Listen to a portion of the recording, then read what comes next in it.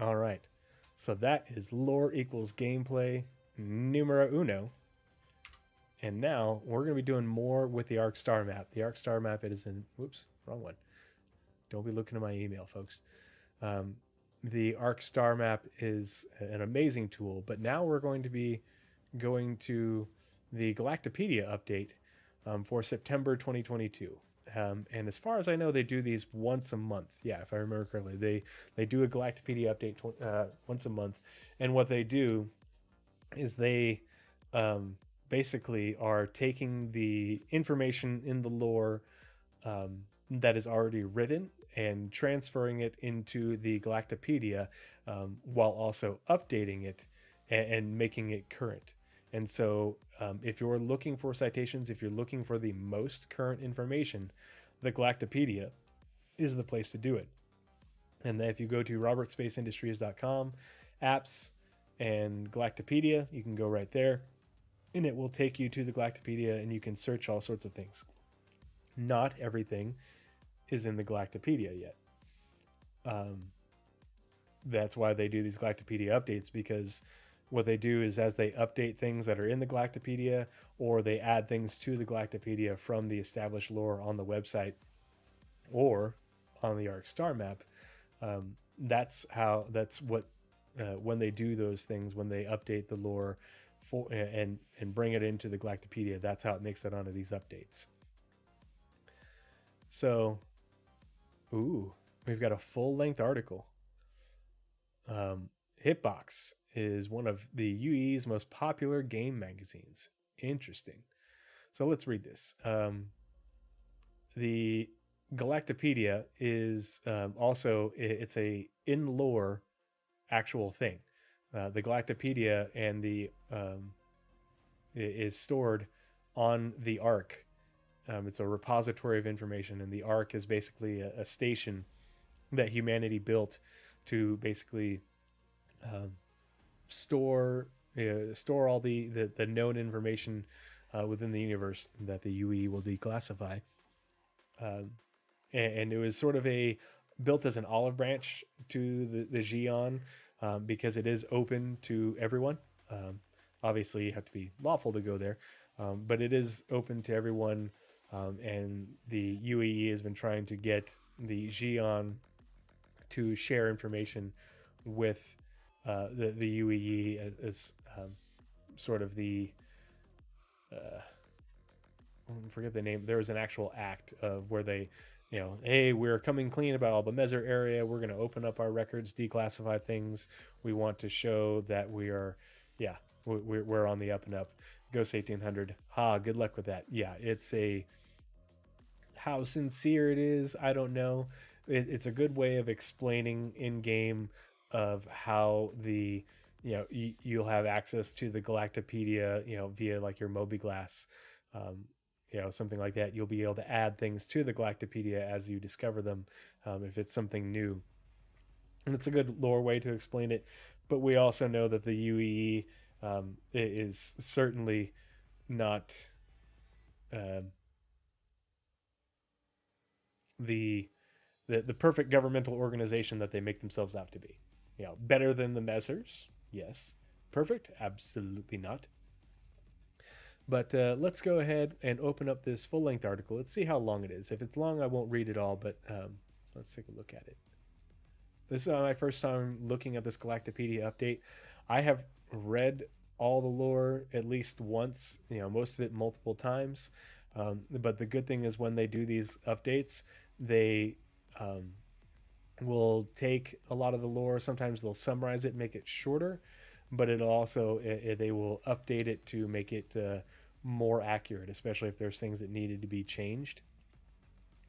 And so sometimes these things are things that I've read and it's been a long time, and other times there's things that are perfect, completely new. So, ooh, this is long. It's not that bad.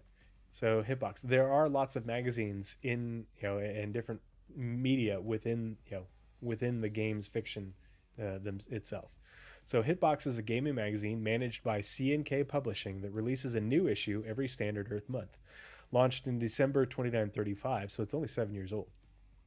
Each issue of Hitbox features previews of upcoming games, news, and statistics related to the games industry, reviews of new releases, and at least one interview with a game developer. This standard format, I'm going to do that. This standard format is only broken in the December issue, which dives into a detailed retrospective on the best and worst games of the past year. After a rocky start, it has consistently been one of the top selling gaming magazines produced by humans since the mass market in 2939. Mass market. I wonder what that is. Hydrate, everyone.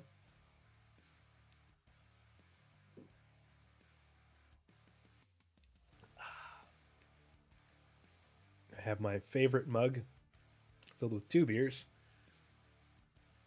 So, and this is made by a friend of mine who does a whole bunch of gear and apparel relevant to my old unit and what I used to do. My old unit was the Alpha Company Raiders, 1st Battalion, 4th Marines by sea and by land. So if you've ever seen those Navy SEAL commercials where they're riding around on the little black rubber boats and they're all have camo face paint and everything, the Marines do that too, and we do it more than they do. So, but that's what I trained to do. I actually got to do it some doing anti-piracy ops off the Horn of Africa back in the early mid 2000s, in between deployments to Iraq. But yeah, that's why that's my favorite mug. And I've got it's a huckleberry cream ale, because I live in Idaho and huckleberries are the thing in Idaho. But back to the lore. The history for Hitbox. Roommates Velma Bati, Amale Malongo, and Augustine Fontenot began a Spectrum site, Spectrum being the internet, called Collision Detection in 2929, containing short reviews of digital games they had recently played. Enthusiasts who first bonded with one another over their shared love of games, Malongo had recently obtained her equivalency. Oh, I forgot to... Oh my gosh, I'm a fool.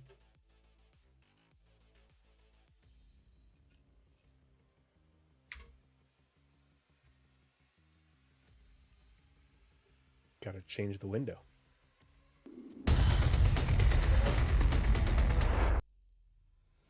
There we go. Alrighty, and we're back with Lore Equals Gameplay, the second installment. This time we are checking out the Galactapedia update for September 2022. And sorry, I'm having to do this essentially in one cut equals 2 cuts. But this is just where they are adding more articles to the Galactapedia, which is one of the apps on the RSI website, robertspaceindustries.com. Go to the apps tab on the top, pull it down, and this is where the Galactapedia is, the star map, the roadmap, Spectrum, the whole shebang, all the apps. But this is where the narrative team is bringing in lore that they have already written, whether it's about planets or if it's from serialized fiction. And a lot of these little short articles are basically summations of the lore, or copy and paste with a little bit of update of things that are in the Ark Starmap. But there's also full-length articles, and these full-length articles are being added to the Galactapedia after usually they have been posted on the website and or come from the jump points. So first we're going to take a look at the Hitbox article. And Hitbox is a gaming magazine managed by C&K Publishing that releases a new issue every standard Earth month. Launched in December 2935, each issue of Hitbox features previews of upcoming games, news and statistics related to the games industry, reviews of new releases, and at least one interview with a game developer. This standard format is only broken in the December issue, which dives into a detailed retrospective on the best and worst games of the past year. After a rocky start, it has consistently been one of the top-selling gaming magazines produced by humans since reaching the mass market in 2939. History. Roommates Velma Bati, Amale Malongo, I'm probably butchering these names, and Augustine Fontenot began a Spectrum site called Collision Detection in 2929, containing short reviews of digital games they had recently played. Pardon me, hiccup. Enthusiasts who first bonded with one another over their shared love of games, Malongo had recently obtained her equivalency. An equivalency is a certification awarded to people in the United Empire of Earth upon completion of their secondary education, so your college degree, and was unsure of what to do next. And Bati and Fontenot were working restaurant jobs while they saved money to buy a Constellation Taurus, which we know. Initially, their reviews were posted on an irregular schedule. Hey, like me, based on based on when one of the three could afford to purchase a new game. Their posts became more frequent in late 2929 when Malongo got a job at the retailer Bears and was able to temporarily borrow games as part of her store's employee checkout program. I wonder if Bears is the in-game equivalent to like GameStop. Views began to climb due to the site's more regular publication schedule and the shared sense of humor the friends included in each of their articles. In 2931, the site was receiving enough views that Malongo suggested reaching out to advertisers to cover their ballooning hosting costs. Fontenot and Bati were reluctant to do so, as they did not want to be tied to maintaining a hobby site when they eventually saved enough to purchase their own spacecraft. However, as their bills continued to grow higher, they conceded that they could no longer afford to cover the costs on their own, and they partnered with their first advertisers. They were soon able to cover their server bills with some money left over. The site continued to grow, eventually becoming profitable enough that, thanks to increased viewership and advertising revenue, for all three to quit their jobs and dedicate themselves to reviewing full-time in 2932. Publishing company C&K reached out to the trio in 2934 with an offer to publish Collision Detection as a physical magazine. Interesting that they do physical magazines still in the 30th century, just like we still see a lot of books on your ships, as well as within locations within the verse. Publishing company C&K reached out to the trio in 2934 with an offer to publish Collision Detection as a physical magazine. The contract would provide the site founders with an influx of credits, enough for Fontenot and Bati to finally purchase their first ship. They eagerly signed, and Malongo threw herself into developing the format of the magazine, while Fontenot and Bati focused on keeping the site maintained, updating it remotely from their ship as they fulfilled their dream of traveling. C&K took on the bulk of production planning, and after almost a year of preparation, the first issue was released in December 2935 under the new name Hitbox, which had tested well with the focus groups. The site was renamed as well. Initial sales were disappointing. The first 6 issues struggled with confusing page layouts, and a screenshot of the game Canine Coiffeur, long used by Bati as filler to be replaced before our articles were published, was mistakenly used for multiple unrelated games and sent to print until it was excised from the production pipeline. Oof, size large. Even after the issues were resolved, it seemed that Hitbox was not destined to be a hit. However, sales picked up throughout 2937 thanks to a strategy devised by Bati. As she and Fontenot journeyed through the United Empire of Earth, they would drop free bundles in the magazine with games and electronics retailers, along with the contact information of C&K Publishing. By 2939, Hitbox could be purchased at most places where games were sold.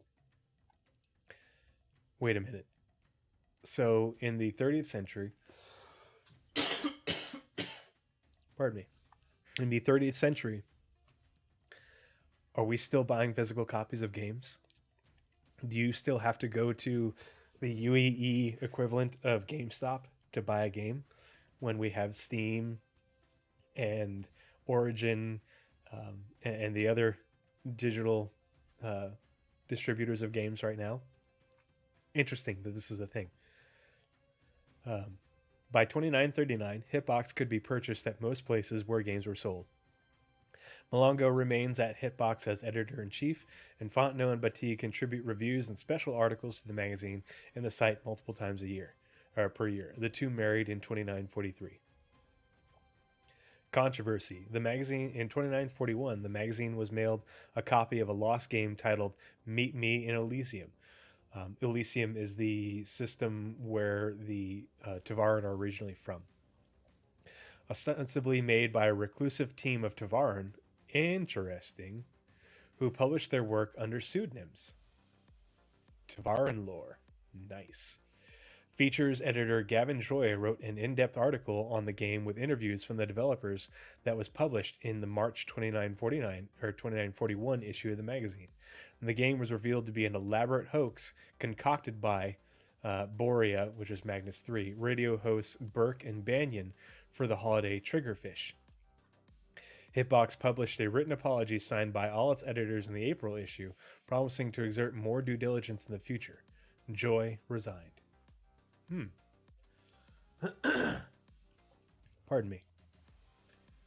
Interesting that they included that little bit of faux Tavaran lore. And it's also it's hard to know if the game itself that was mailed a copy of a lost game titled Meet Me in Elysium.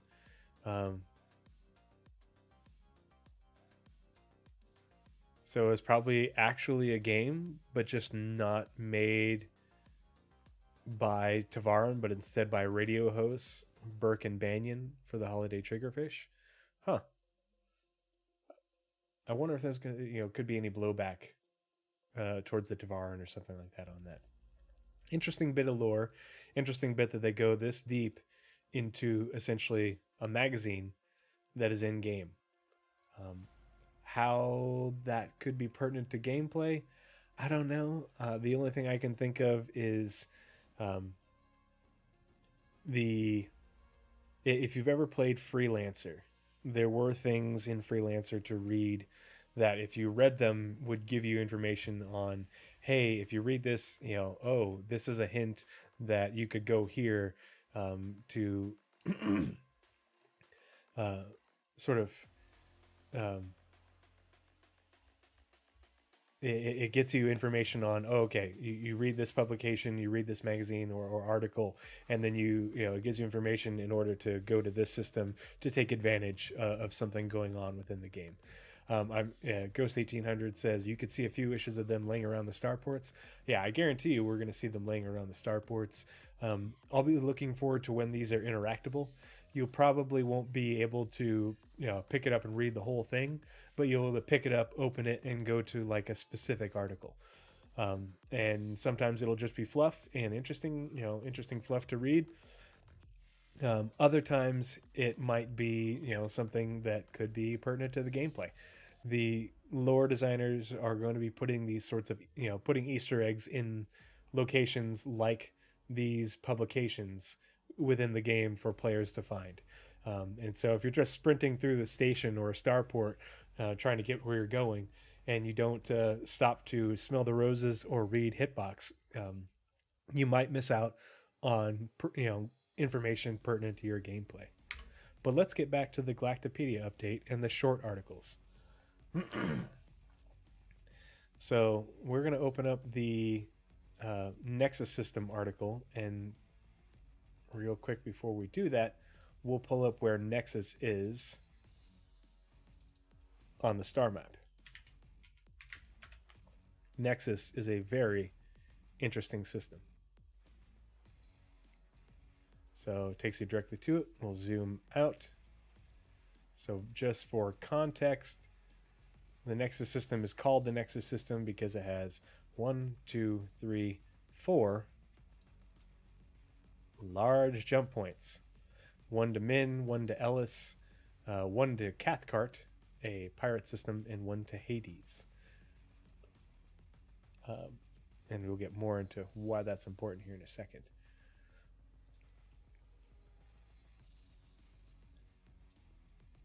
The Nexus system is a planetary system in the United Empire of Earth that consists of 1 protoplanet, 3 terrestrial planets, a gas giant, an asteroid belt, and an A-type main sequence star. Discovered in 2445 by the United Nations of Earth Navy pilot Dominique Thapa, its existence was initially kept secret from the public due to its only known jump point connection to Cathcart, which was a restricted military system at the time.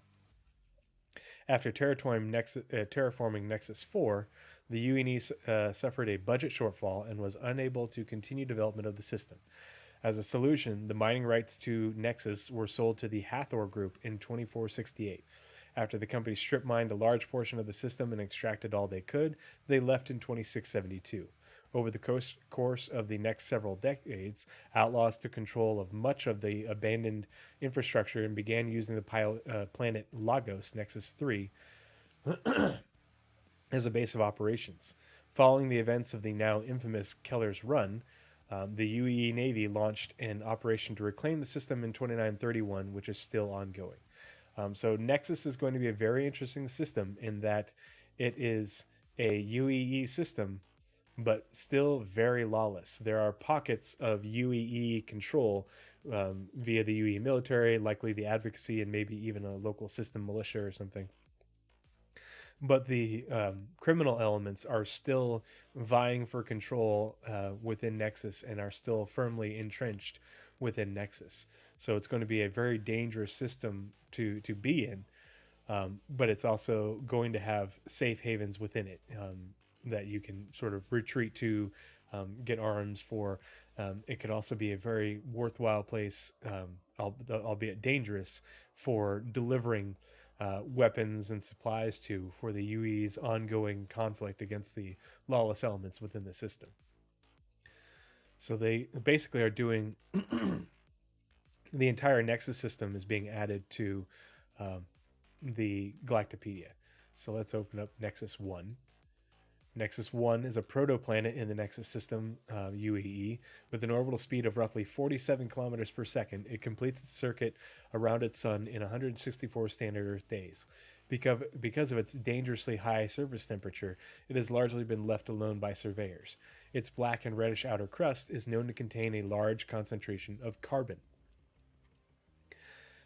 Because of dangerously high surface temperatures, has been left largely alone. Been left alone by surveyors, so would be a dangerous place to mine. But there's the potential, with the crust having a large concentration of carbon, that there might be things that could be valuable to mine on the surface and within the crust of Nexus 1 if your ship is properly equipped to deal with the dangerously high surface temperatures. Or maybe even special suits for hand mining. Lore equals gameplay. That's why this sort of stuff is in here. Let's go back to Nexus 2. Terraforming testbed. Drink, everyone. Stay hydrated.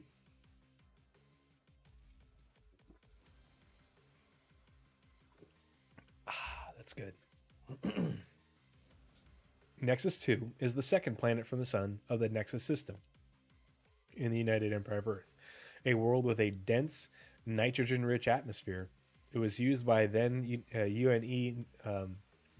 UNE as a testing ground to develop new terraforming technology to use on smog planets. So it is a smog planet with a dense nitrogen-rich atmosphere. The UNE's failure to achieve its goal is partially what led to its decision to sell exclusive mining rights to the Hathor Group. So we, in the 30th century, within Star Citizen, apparently we still cannot terraform smog planets like Venus in our own home system of Sol. So if there's any I can't think of any gameplay elements in there. Unless potentially later on in game, they might have some scientists who are conducting experiments on trying to terraform smog planets. And maybe you would have to provide support to them, deliver them things they might need. Or maybe you could perform your own experiments in order to help them out, with the science modules on different ships. So there's a potential, but it's kind of vague. Nexus 3, former outlaw stronghold. Nexus 3 is a naturally habitable terrestrial planet in the Nexus system. Once the central hub of Hathor Group, former owners of exclusive mining rights to Nexus, the planet was inhabited by squatters and outlaws when the company abandoned the system in 2672. It remained a stronghold for smugglers, pirates, and others until 2931, when the UE Navy launched an operation to retake the system and established a forward operating base on Nexus 3. The UE maintains strict control of the world and only permits authorized visitors. So this is basically a military planet. It's probably has a UE Navy base. Maybe the station around it, if there's one in orbit, is run by the UE Navy, and there could be. I'd be willing to bet that there are like fobs on Nexus 3, where you know most likely army units, but potentially Marines as well, operate from in order to fight planet pirates and smugglers and lawless elements still on the planet, as well as still in the system. Oh, I forgot to mention, Nexus is the home of the station that is the inspiration for the Crossroads of Crime map within Star Marine. So lore equals gameplay. The lore for the Nexus system is what makes the made the map, that map for Star Marine. And here, we'll open up the Nexus system. So here's the star. There's Nexus 1, real close to the star. Not within the green band, too close. Nexus 2 is also pretty close, not within the green band, but because of the dense atmosphere, maybe they're trying to terraform it, kind of like with Venus, in order to use the dense atmosphere to protect from the, make the temperature livable with the dense atmosphere as protection from the proximity to the star. Here's Nexus 3, which we just talked about, and is now a UEE held planet, but held by the UEE military. And then here's the El Cibre asteroid belt. So let's go ahead and read about the El Cibre asteroid belt. There it is. The Nexus Belt Alpha is the sole asteroid belt of the Nexus system. In the 26th and 27th centuries, it served as a productive center of mining for the Hathor group. Most notably, Dean Keller hid in the El Cibre belt, where he abandoned his ship and stole another one during his famous flight from the Advocacy in 2931. Keller's Run. And Keller's Run really set the tone for the idea that if you draw enough attention to yourself as a lawless individual, a pirate, and ne'er-do-well, not only will the UEE, in the form of the Advocacy and the military, come after you if you've done enough bad things, as well as bounty hunters and local law enforcement, but civilians, not just bounty hunters, are going to try and take you out because the bounty will be so high.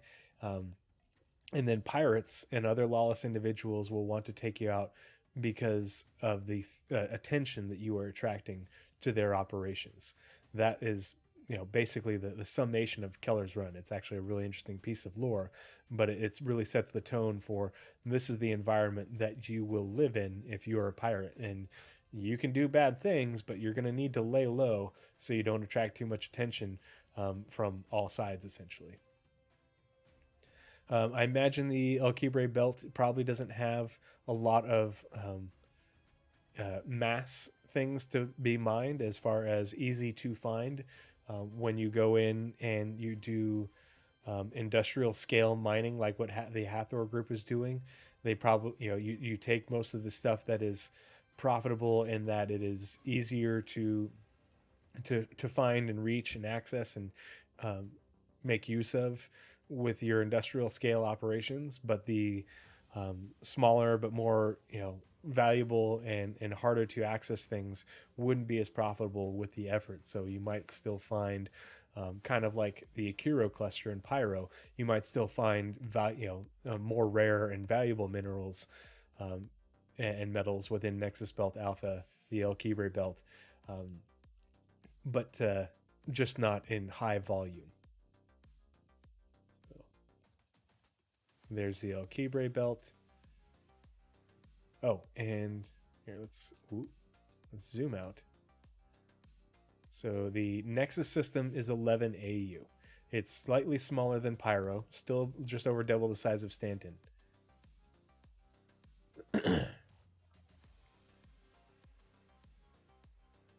But yeah, here we go. In 2931, the UE began to reassert its authority in the system, claiming it as part of the empire and uprooting the criminals that were living there. These criminals haven't left quietly. A battle for control of the system is still actively being waged. Lago. Lago is the name for Nexus 4. Lago is a terraformed planet in the Nexus system. Formerly host to the largest concentration of outlaws in the system, it is now the center of a resettlement campaign run by the UE government to establish lasting order. Most of the new population centers are fortified against attacks from the gangs that have not yet been forced out of Nexus. So, kind of like how Lorville is a walled city, these new settlements in Lagos are walled and defended against pirate attacks, but you can better believe that there will be dynamic events that are play host to these attacks on these fortified population centers on Lago, and you will be, just like in Stanton, the CDF will be called upon to defend them because the UE, Navy, and other branches of the military are busy elsewhere in the Nexus system. They have their hands full. They can't get there in time. Um, Lore equals gameplay. If this is the kind of gameplay you're looking for, defending the settlements on Lagos might be a good place for you. Also, if you are hauling medical supplies or food, weapons, and materials for building defenses, those sorts of things, good market for those here on Lago.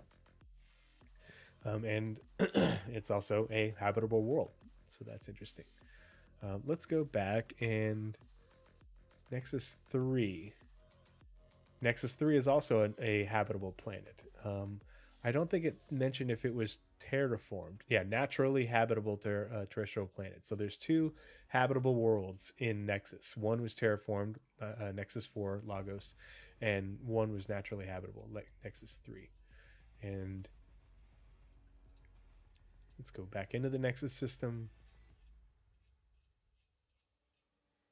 So there you can see Nexus 3 on the inner edge of the green band, and here's Lago on the outer edge of the green band. And here's the last planet within the Nexus system, the Red God, probably not supernatural. The Red God, Nexus 5. Nexus 5 is a gas giant in the UE system. Or in the Nexus system. It is the most distant planet from its sun. Nicknamed the Red God by locals, its swirling, stormy atmosphere is a mix of swirling shades of red with streaks of dark brown. Although the origin of the name is unknown, the prevailing hypothesis is that it originated with Sang Gestas, an outlaw gang on Lago that believed the planet possessed supernatural powers. What it doesn't tell you is if it is good for gas harvesting. So maybe they'll add more lore about that later on. It doesn't tell you if the belief that the planet had possessed supernatural powers, if those powers are related to something that the planet does. It might be one of those things worth investigating in game to find out, okay, where does this superstition come from? Another pirate superstition. What gave rise to that? What about the planet? So that might be something worth going there and doing some scanning, to find out about. The next additions to the Galactapedia are in the Odin system. Before we move on to that, I want to go ahead and see if it's in here. Crossroads. Nope. Let's see. Crossroads of Crime. Star Citizen.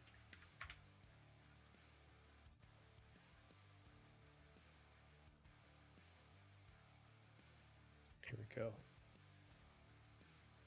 Yeah, so, or sorry, not to.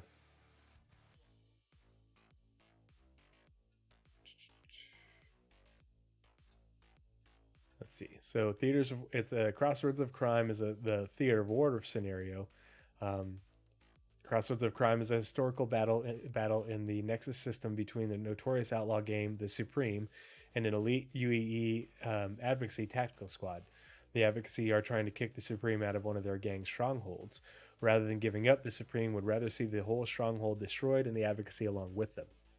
The advocacy must stop the Supreme from activating a mining laser that is in orbit above the planet before it's too late. So let's see. Yeah, we won't read the rest of that. And let's see.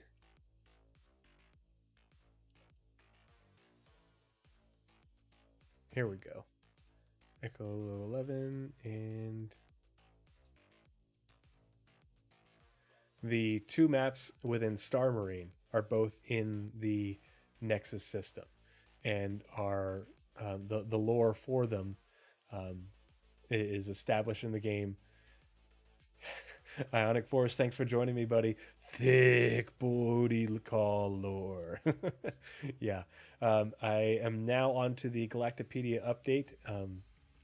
But yeah, we did the booty call lore as well, and I will be tomorrow working on getting these split up and uploaded to my YouTube channel. But we are going through the Nexus system within the Galactapedia update.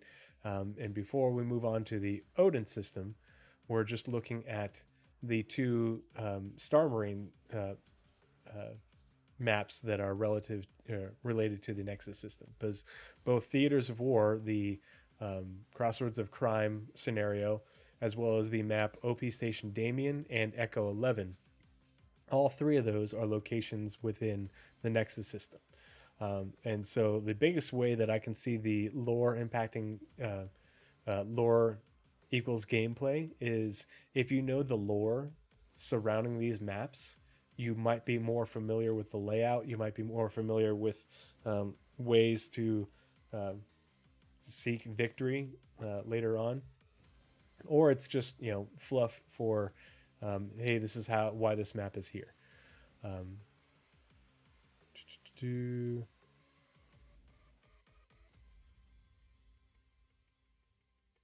Yeah, and this I'm not going to read this whole bit, but the Waltzer massacre is the impetus for the OP Station Damien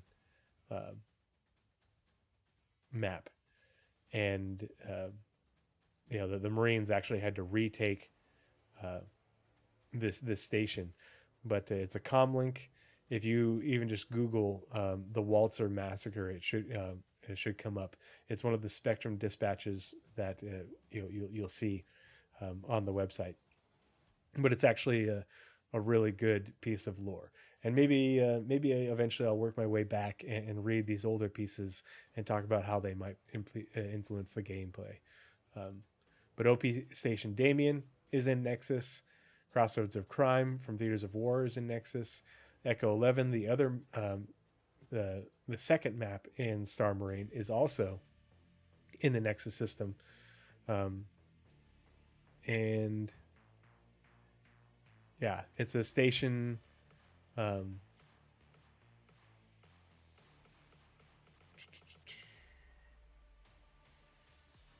yeah, it's a station within the El Cibre belt, or El Cibre belt. The last Star Marine map actually is on in Lear, the Good Doctor, but we'll get to that another time. But yeah, that's part of why the Nexus system is so interesting and so important is because of this is very recent conflict. Within the last decade, Marines and advocacy, and the Army, the Navy have all been working to try and rid this system, the Nexus system, of criminal elements.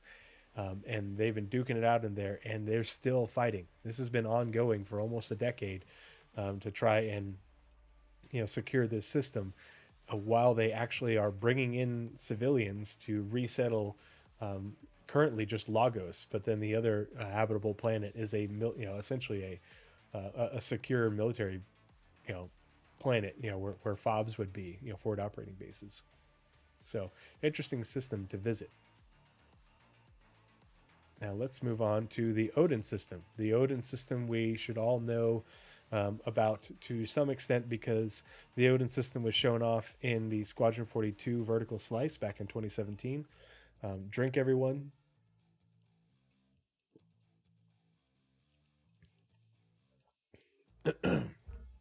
The Odin system is a planetary system in the United Empire of Earth. This is also a system claimed by the UEE, but is also very lawless. Um, it is made up of two Chthonian planets, one gas giant, an unusual cosmic anomaly, and a white dwarf star. The anomaly was created when the first planet in the system was destroyed by its star, leaving behind a unique asteroid field beset by constant electrical storms. Corporations and research facilities that deal in dangerous materials conduct testing on Odin 2. This is not subtle at all. I think, and I've talked about this before, this little tidbit right here is very relevant to why lore equals gameplay. Corporations and research facilities that deal in dangerous materials conduct testing on Odin 2. So you can bet that there will be some science-related gameplay on Odin 2.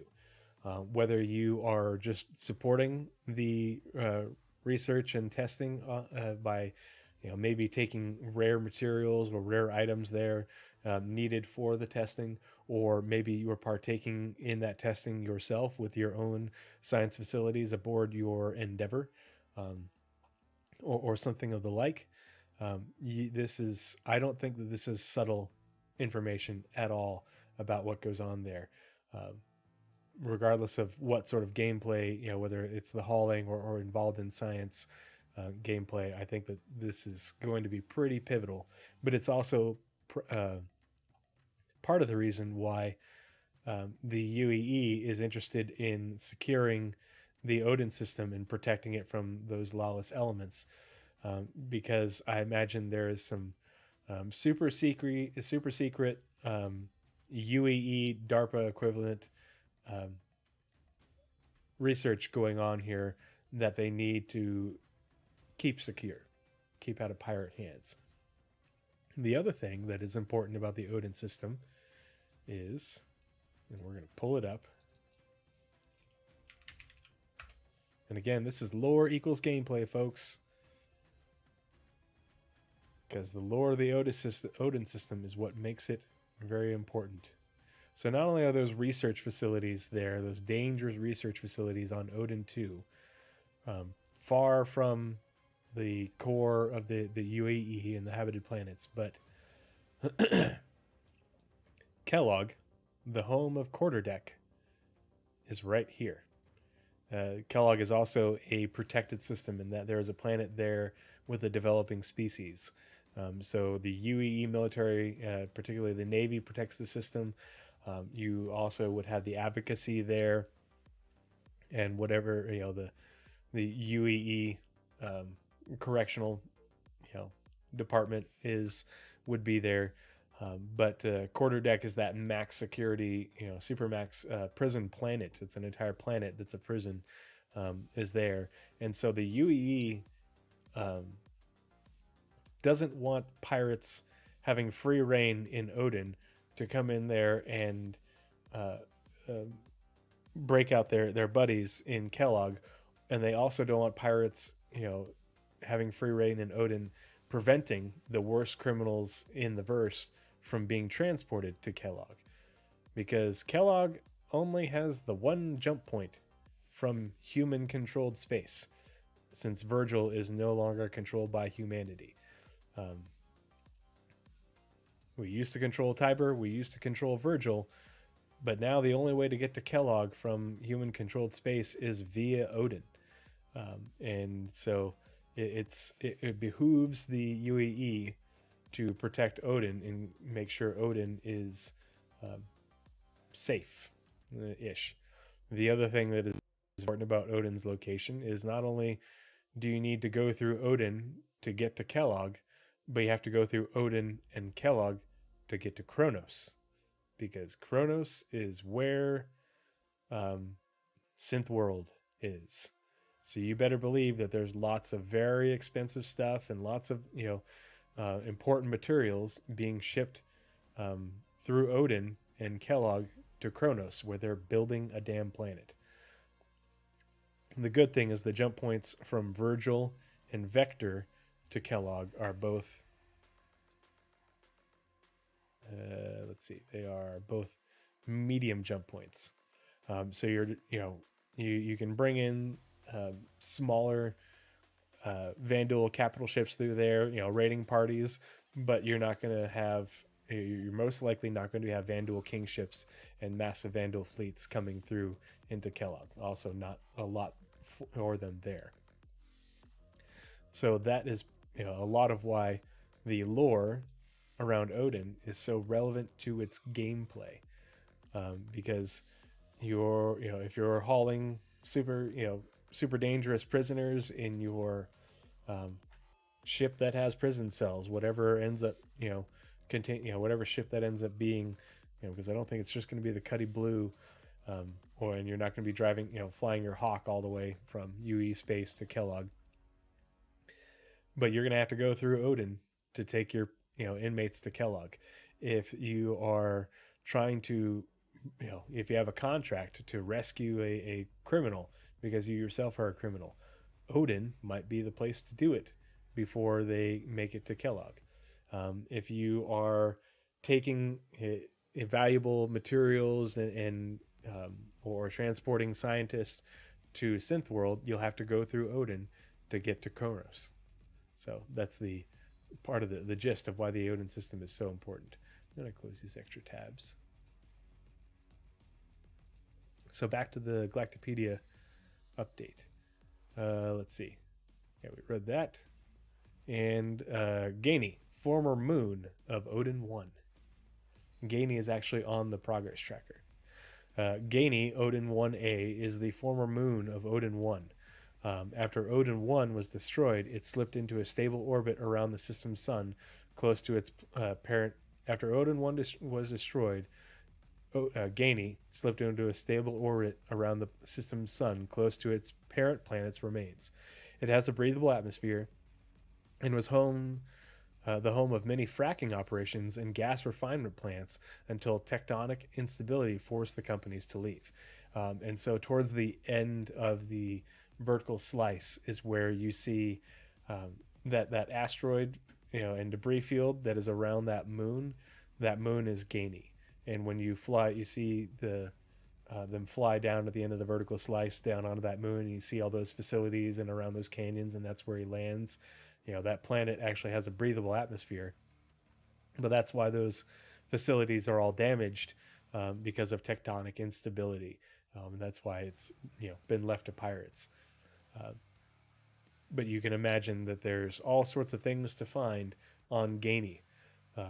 Whether it's salvage left over from those fracking and gas refinement plants, or hitting targets of known or potential, or finding targets of opportunity that are pirates. If you're as a mercenary, those would be important pieces of information to have regarding Gaini as far as the gameplay surrounding it. The other thing is the tectonic instability. It would be really cool if the planet content team could make it so that there are earthquakes on planets and that it impacts your gameplay. Maybe you don't want to drive a vehicle around on a planet because the tectonic instability can cause damage to it. Who knows? And let's go into the Odin system. And so here you can see the coil. The coil is what is left. It's an asteroid field with all that those electrical storms. That's what is left of Odin 1. And there is Gaini right here, which is Odin 1A, the moon. Yeah, Ghost 1800. We can mimic it with wind for now. Yes, the hurricane force winds in game that will take your character, your Hercules, and throw it across the planet as you're walking, just leaning into it. But yeah, there is Gainy right next to the coil, and I wonder if it's the electrical activity, electrical storms um, from the coil that may be generating the instability on Gainy. Who knows? So let's move on to Odin 2, next planet. Odin 2, hazardous chemical site. Interesting. Odin 2 is the planet closest to the Odin system star in the UEE. Formerly, because Odin 1 got destroyed. Formerly the second closest planet, it became the first after Odin 1 was destroyed sometime during the Sun's red giant phase. Odin 2 is not terraformed, though it is dotted with sealed stations that serve as testing facilities for various research projects that are risky or involve hazardous materials. And this is what they were talking about in the initial Odin article. If you are interested in science gameplay, I bet you there's going to be some science gameplay here. And you might just be going to these facilities because you have established a reputation with these organizations and you're going there to help perform these tests and experiments. You might be going there to bring them the materials that they need for their experiments, or um, the support supplies for these sealed stations. Um, any one of those things. Um, the other thing is, maybe these sealed stations look like the outposts that we have now in Stanton, the modular things. Maybe they are something else. It's an opportunity for the teams that build um, locations to potentially build something new, especially if it's directly relevant to research projects, particularly ones that are dangerous.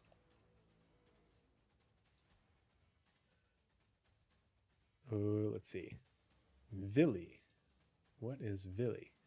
Vili is Odin 2A, so it is the moon orbiting Odin 2. And interesting that. Whoop. Ah, there it is. Let me freely move. Hold on. All right, so there is Vili. It's a named moon. Vili, Odin 2A, is the moon of Odin 2, cold and snowy. The largest settlement on Vili is Raleigh Station, a former base of operations for a now defunct weapons testing company. The station now serves as a waypoint for civilian contractors to bring in supplies and ferry out hazardous materials from Odin 2. There's that hauling gameplay, um, because um, the bring in supplies, but the hazardous materials, um, you can bet that those hauling contracts, while dangerous because of not only the route, but because of what you're carrying, could be potentially very profitable. Um, and this is serves as a waypoint, so you might be stopping off there. And it's a settlement on the moon, not a station, even though it's called Raleigh Station. So lore equals gameplay. Knowing where to go um, is part of your contract for these, potentially very lucrative support jobs for the research going on Odin 2. Let's see. Actually, it says home of Raleigh Station. Let's actually click on the Raleigh Station article, because this was apparently updated previously. Raleigh Station is a human settlement on the moon of Odin 2, initially established in 2602 by a now defunct weapons firm to test weapons on the nearby planet, and now serves as a waypoint for various corporations and research centers operating on Odin 2. Although Raleigh is open to the public, it is not heavily trafficked due to the specialized nature of the industry in the area and difficult to traverse asteroid belt. There are few amenities to travelers. So this is letting you know that hey, if you want to, because this is a waypoint on the way to Odin 2, you're not dropping things off here. That you are stopping here before you head to Odin 2. So this lore is letting you know that the asteroid belt on the way to Odin 2 is very difficult to traverse. So my question is, they say asteroid belt, but the coil is here. So is there an asteroid belt that will be orbiting Odin 2, kind of like the asteroid belt around Yela? That's what I would be assuming, and that it just hasn't been added to the star map. Because here's the moon, so maybe the asteroid belt orbit, is around here, and you stop here at the moon before you head in through the dangerous asteroid belt to Odin 2. So Odin 2 is probably a difficult to access area, as well as where they're doing all this dangerous research. And that difficulty access is probably the reason that they chose it in order to do this research largely clandestinely. UEE probably doing all sorts of shady stuff down on Odin 2. All right, and Odin 3, fossil dig site. Odin 3 is a planet in the Odin system and is the second closest planet to its sun. In 2943, hiker Aquino Ashraf discovered fossils of ancient animals near the planet's equator during a 25-kilometer trek. These fossils prove that Odin 3 supported life before its star collapsed into a white dwarf. Since then, paleontologists from various institutions around the UE have operated digs in hopes of learning more about the planet's history. Not science, but exploration gameplay. Going down to Odin 3 and driving around, scanning, maybe even with the destructible or with the ground being destructible or interactable, we could do our own digs on Odin 3 in order to find these find fossils there. And that then would go back to different museums. Maybe you sell them to the museums for money. Maybe you take a combination of money and reputation. That is not subtle gameplay whatsoever, because that is, if you're going around scanning the planet looking for fossils or signs of fossils in order to, either give that information or use it yourself in order to find these fossils and that belongs in a museum. That is exploration gameplay 100%. Odin 4, a volatile gas giant. Odin 4 is a gas giant with a hydrogen and helium atmosphere in the Odin system. Much of the deep heat that escapes the planet's interior flows upwards to power enormous storms. Its strong magnetosphere gives rise to spectacular auroras visible above its north and south poles. Many fully automated fuel facilities orbit Odin 4 at a safe distance from the volatile atmosphere. Again, super not subtle. If you are if you have your Starfarer and you are hauling fuel back to the UEE, this might be a cheap place to get it, because the fully automated facilities can produce it very cheaply without you having to go down into the atmosphere that is dangerous and scoop it yourself, because it is a hydrogen and helium atmosphere. And potentially, you could get different, because it's hydrogen and helium, and we know that they can refine gases into fuels with different properties. You can potentially have two different types of fuel that you could transport back to the UEE for sale without going into the dangerous parts of the Odin system, like the coil or the asteroid field that surrounds Odin 2. So fuel truck gameplay right there, hauling fuel.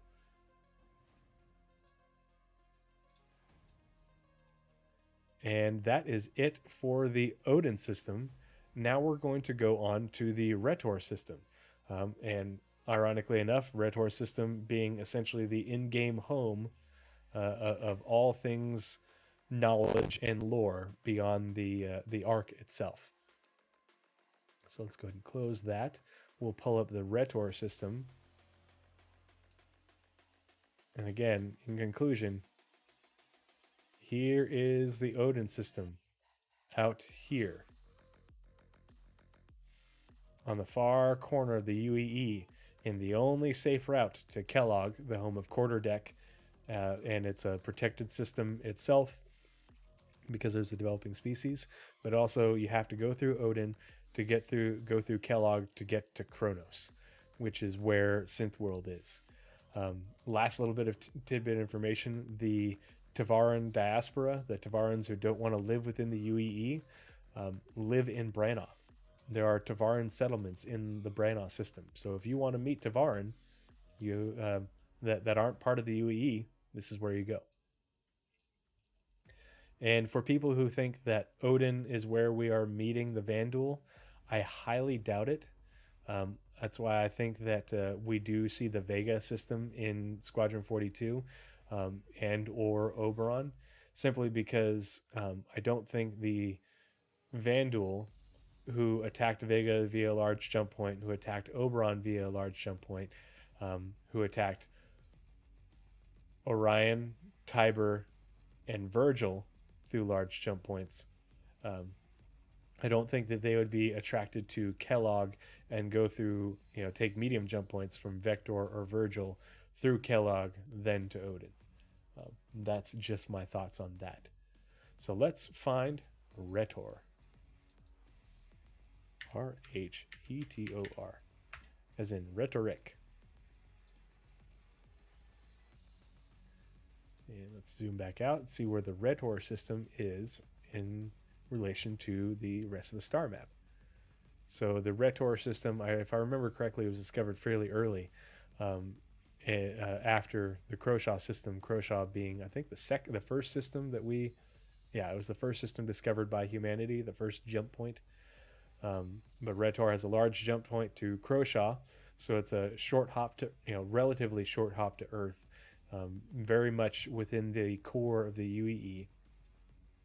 It also has a large jump point to the Idris system, which is a heavily settled system within the UEE, has been around for a long time. And that looks like it's a medium jump point to the Fora system.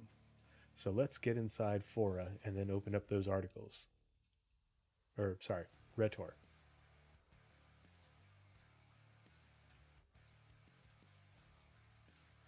The Retor system is a planetary system in the UEE that consists of a G-type main sequence star, a mesoplanet, 3 terrestrial planets, terrestrial being habitable planets, and a gas giant. I wonder if those planets, we'll find out. We'll see if those are naturally habitable or if they were terraformed. Discovered in 2287 by PhD students Neil Naimeto and Leona Sono from the Martian Institute of Space Technology, MIST. And if I remember correctly, the Martian Institute of Space Technology is kind of like very similar to the sort of space MIT. Their decision to share their discovery with MIST president Adrian Zemlock led to the Retor system becoming a system that is dedicated to education rather than corporate interests. Per se, Retor 2 is a center of public education and private research institutes. That's where UEE DARPA is. The DARPA being, it's a defense. It's basically like the United States Department of Defense research think tank place. Per se is a center of public education and private research institutions. So basically UEE universities and then private research facilities. And some of the most prestigious universities in the UEE are located on Race, Retor 3, and Mentor, Retor 4. So let's go ahead and open up Retor 1. May hide reserves of ice. Remember the Cant. Retor 1 is a mesoplanet in the Retor system. Because it lacks an atmosphere, there's an extreme difference between its day and night temperatures. Um, Mesoplanet, I think that means that it's. Let's look that up because I can't remember what a mesoplanet is. Mesoplanets are planetary mass objects with sizes smaller than Mercury but larger than Ceres.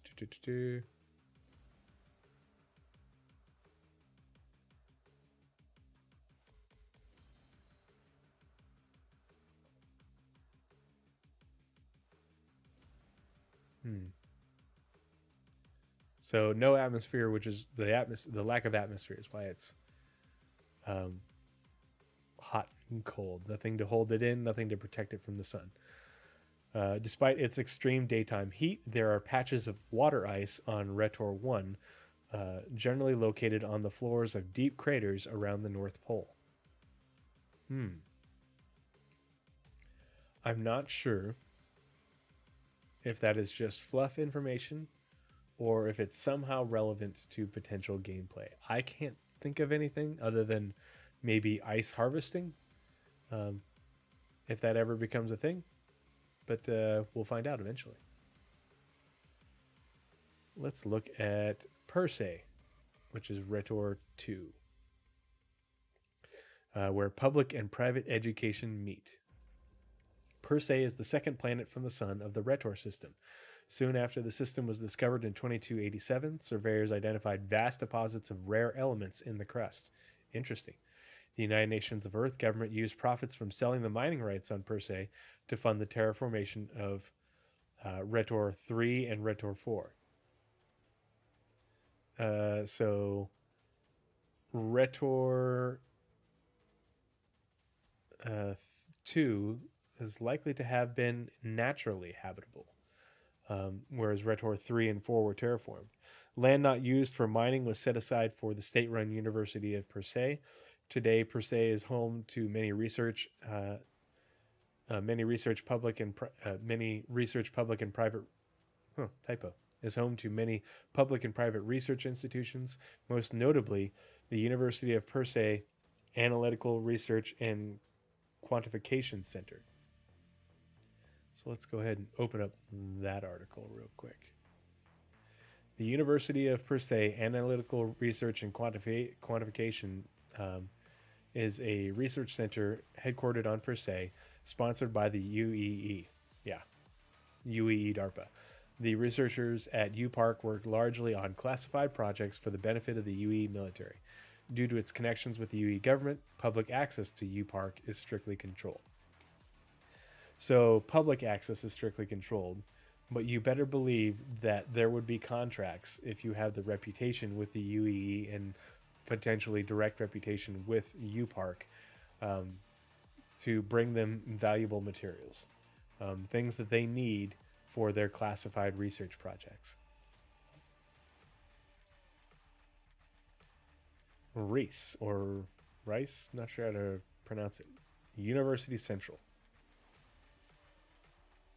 So here's Retor 1. So maybe Retor 1 it's not in the green band. So maybe it was terraformed, but they did mine the planet. So I can imagine the mining opportunities are not there anymore. They're probably either fully mined out,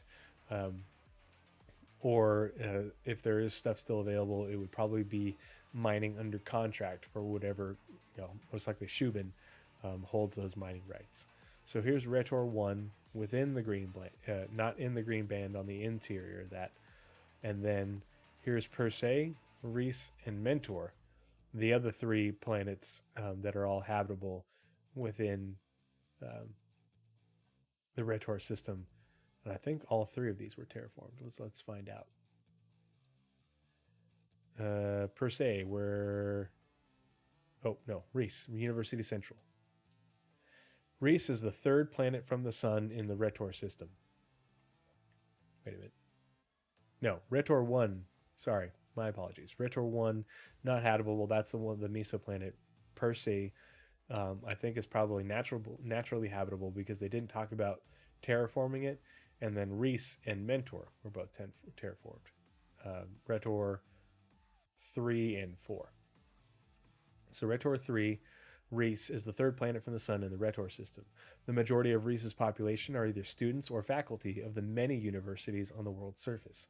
As such, Reese is a major generator of research and is supported by one of the largest number of communications relays in the UEE. The culture of Reese is centered around the free exchange of ideas, and its politicians are often at the forefront of cultural and political movements.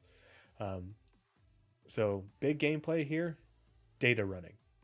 Moving, yeah, and probably data running coming in, classified data being moved from per se.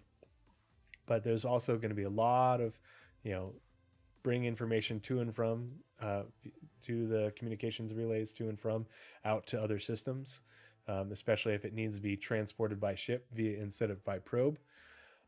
The other thing will be, obviously they're going to have plenty of need for supplies to sustain the universities and their staff and students, but also bringing people to the university. There's probably going to be plenty of students and staff needing to be transported to and from Reese. And so people transport is probably going to be a big part of the gameplay surrounding that planet. And maybe scientific research stuff. Could be. Mentor. Grueling weather and curriculums. Mentor is the fourth planet from the sun in the Retor system. Located on the far outer edge of Retor's green band, Mentor has a harsh, cold, year-round climate that keeps its inhabitants mostly indoors. So think a lot like Microtech. Its academically challenging universities suffer from a higher dropout rate than those on Reese and Perse. Mentor is also the site of the UE's Universal Seed Vaults. So, seed vaults being for like doomsday, prep, in order to prevent species from going extinct. So, if you discover a new species of plant, and I discovered this, I get to name it. It's going to go in the Galactapedia. You could now have a mission or a contract to bring seeds for it or samples of it back to Retor 4, Mentor.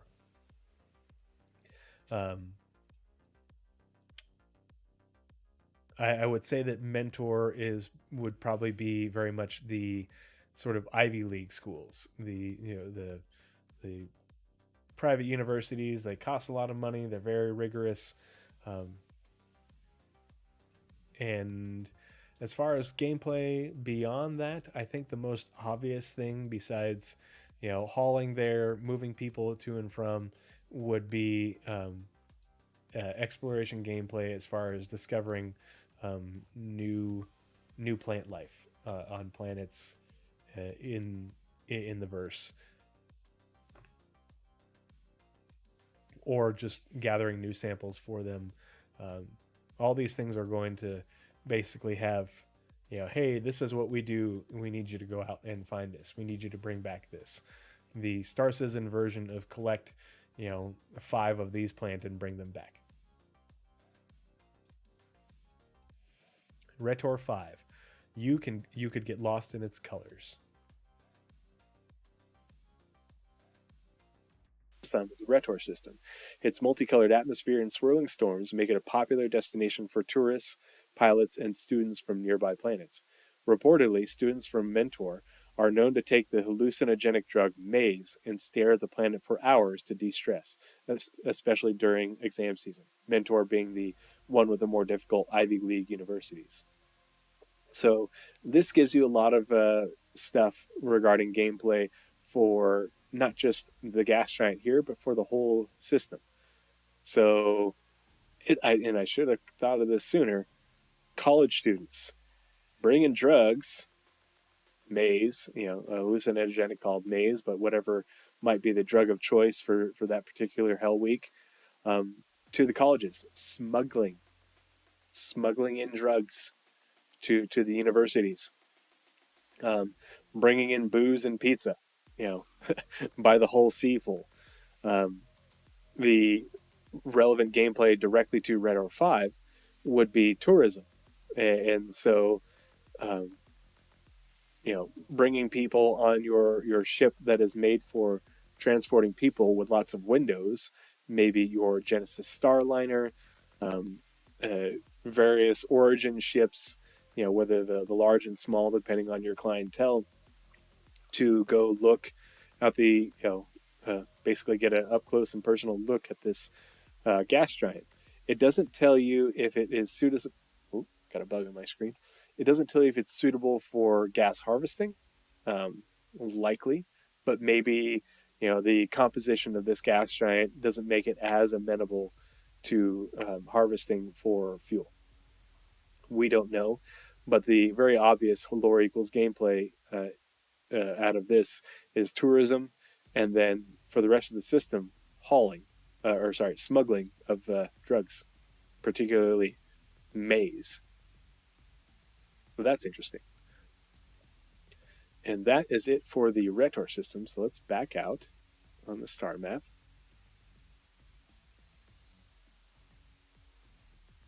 Close that. And the last article for this month's Galactapedia update is the Intergalactic Aerospace Expo, which we should all be relatively familiar with, but maybe you don't know the lore about it. The Intergalactic Aerospace Expo is an annual spacecraft exposition that is held in the UAE. Founded in 2670 by spacecraft enthusiast Audrey Timmerman, it was initially held on Castor, Corel 4, until 2847, when the board of directors voted to rotate the location of the IAE each year. This continued until the board voted to permanently host the event on Cerberus, Keel 3, in the Keel system in 2913. Spacecraft manufacturers such as Drake Interplanetary, Consolidated Outland, and Origin Jumpworks use the expo to debut new ships and run sales. It is usually held over 10 standard Earth days. Starting in 2948, the IAE began hosting satellite events to allow more people to attend, with several being hosted in the Stanton system. Since its premiere in 2950, the Spectrum show Whitley's Guide runs a special series of episodes on the IAE each year, hosted by Jax McCleary. So, no longer held on Castor in the Corel system, Corel 4, but it is the main IAE is still is permanently hosted on Cerberus, Keel 3. So let's go to the Keel system on the star map. Let's find that.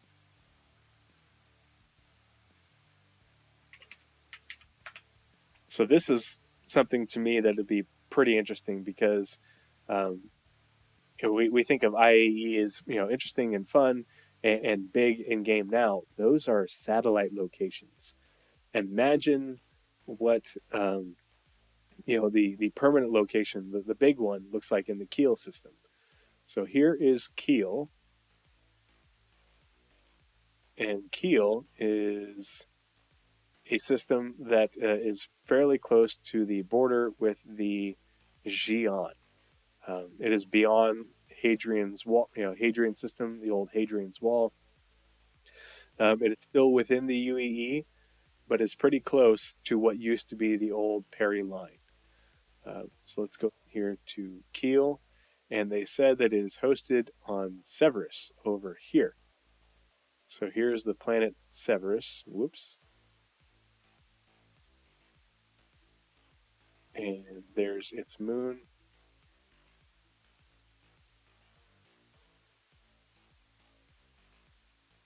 So Cerberus, a terraformed terrestrial planet that served as the hub of operations for the system, a terraformed terrestrial planet that served as the hub of operations for the system, though the planet's military status was downgraded when tensions were eased after the Messer era. Cerberus had difficulty attracting settlers and businesses to this formerly fortified system, but has been enjoying a recent population boom thanks to the recent imperial recognition. So it's newly recognized by the United Empire of Earth, so now it has Senate representation. And Cerberus used to be basically a military base itself, but that is why they host the IAE there, is because they have basically giant spaceports for where the military had its bases with plenty of space to park ships, and lots of hangar space and all that. Actually, is um,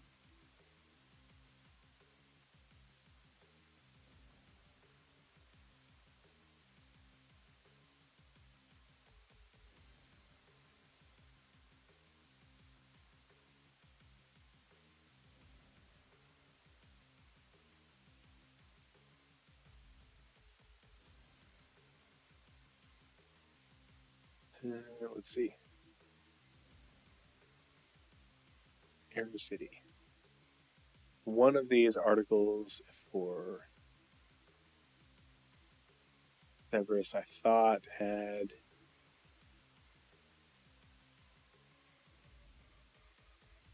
thought there was more concept art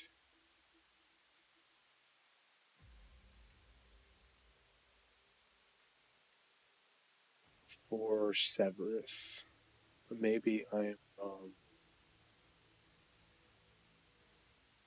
But as you can see, here is we the Intergalactic Aerospace Expo was in 2946, 2016 was actually hosted. This is before they started doing the satellite hostings, and you can see in the background here's a reclaimer. Here's a long line of looks like vanguards. Um, Here's a redeemer. You can see the skyline for the city back there, but big old huge open tarmac, lots of space to hold a ship convention. So it'll be a whole lot bigger than the satellite IAE that we see in convention centers. This is going to happen on what used to be a giant military base.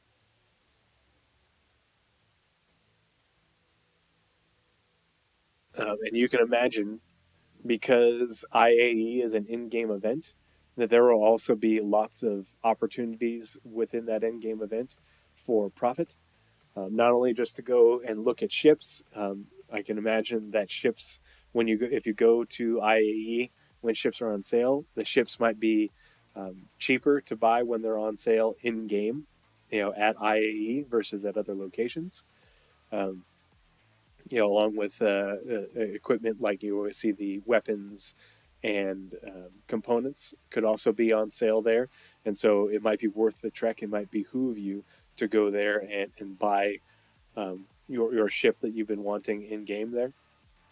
You can also imagine that being a large conference, an expo, that the material needs for this event in game would create a bump in demand for all sorts of different things. And we already saw this in game with what did they have? They had contracts for hauling, I want to say it was fireworks and was it alcohol? Yeah. I can almost guarantee you that the dynamic event system or the event system within Quantum and Quasar or whatever it's called will generate lots of opportunities for um, not only hauling but potentially trading. Where, hey, I've been sitting on this supply of this, and I'm going to offload it to you at IAE because you have a demand for it, and you can't get it anywhere else because it's all sold out. So it's a potential way to either save some money buying your ships there and your components there, or make some money by bringing things that are needed for IAE to either the satellite locations themselves or to Severus. And Severus, again, is in the Keel system and within the UEE, but kind of on the outer edge. You can see that Stanton's over here. Keel is 2 jumps away from Terra, but it's a good long way. There's Baker, Tayak, and everything, but it's a bit of a trek, depending on where you are in the verse. Um, let's actually look and see. Let's see. Keel is 28 AU, so the Keel system itself is pretty big. Hadrian is 65 AU. Um, so that can factor into the demand for things as well as, hey, you might want to time your journey to IAE on Severus appropriately, so that way You're not having to burn more fuel to get there in a short period, because Terra itself is also 12 AU. So let's actually calculate that route. We'll go from, or no, route. We'll go from Terra, planet in Terra, to Severus, planet in Keel. And it's all large jump points, or you could go, say large.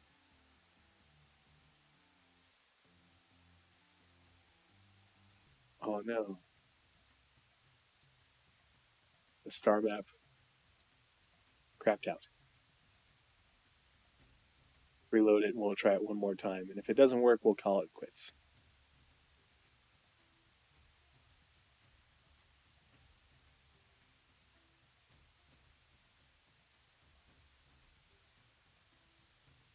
So routes from Terra to Severus, planet in Keel. Just say small ship size.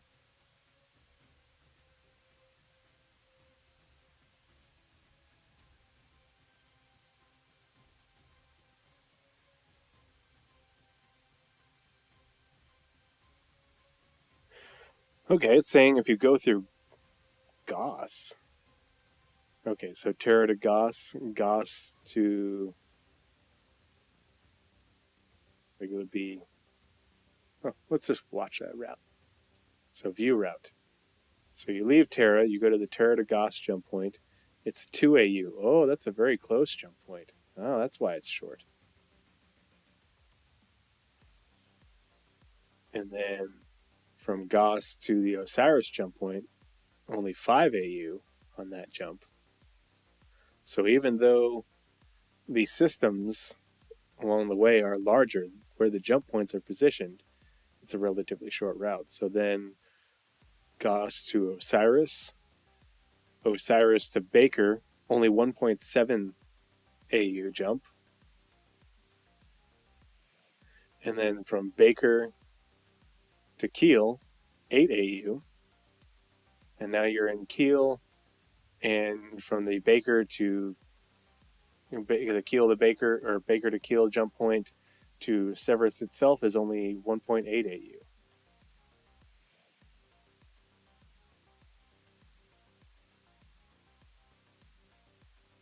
It's having issues. Interesting. All right. Well, I think that is about it for this episode, this installment of Lore Equals Gameplay, where we covered the August 2020, or the Galactapedia update from August 2022, published September 27th, 2022. If you are watching this later on YouTube, if you can go ahead and give me a like and a subscribe if you think I deserve it, I'd really appreciate it. It helps the channel to grow. And the goal of growing this channel and my my Twitch is in order to get monetized, because I want to give that money to veterans charities, particularly charities for related to gaming for veterans, like for treating PTSD, because it's something that has helped me, particularly being part of gaming communities. And I think it would help other veterans, and that is my goal, because this is just a hobby. I have a full-time job. I do well. But if I can turn my hobby into something that generates revenue to help other people, that'd be great, especially people that are close to my heart. So give me a like, give me a subscribe, leave a comment in the comments. If you have questions, if there's more lore that you want to talk about, or how different pieces of lore might affect the gameplay, hop into my Discord. We've got a good little community that we're building. And you can also find out more about the gameplay and the development of Star Citizen by watching the Pathfinders podcast. And you can find all the information as well as the channels for discussing these different things within my Discord. That's where I also post the events. I also will create events for when I'm going to be going live for installments like this, or if I'm going to be doing gameplay. Those sorts of things will all be posted within the Discord. It's also where I will notify you of upcoming episodes of the Pathfinders podcast and what they're going to be about. And you can also follow me on Twitter, where I'm tree0311 dash SC. It's really just a Twitter account all about Star Citizen and my content creation for my channel. So again, thanks for joining me. I hope you found this interesting and informative. Um, and yeah, join us in the conversation. Come have some fun in the Discord, and we'll hope to see you later. Have a good night.